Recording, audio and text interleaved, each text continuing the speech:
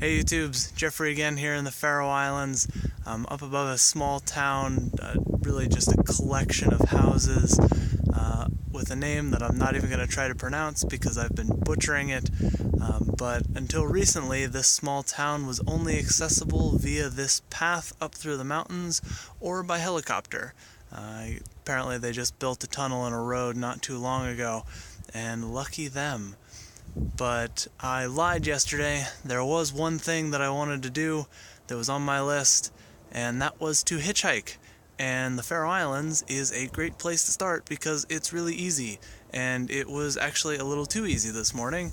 I think getting out of Klaksvik, it took me maybe 10 minutes. I think it was like the 7th or 8th car that picked me up, and it was a guy who was headed to work down in Torshavn. He works for Maersk, the shipping company, but he actually works for their oil drilling section.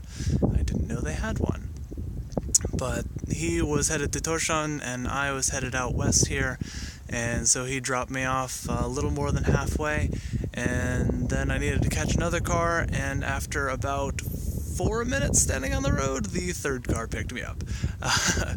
An older gentleman who was retired, but I didn't get to talk with him much because his English was functional but definitely not conversational.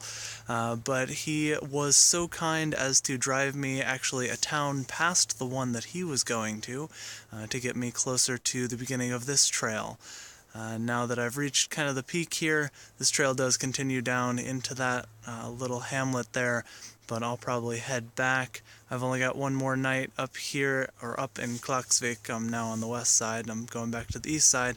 And then tomorrow, after I meet with a friend, I will be heading down to Torshavn, where I have, as promised, booked myself a way to get back inside. So I will keep you guys updated on where I end up, but things are looking up, and I am glad that I made this trek out here today, because this is absolutely amazing.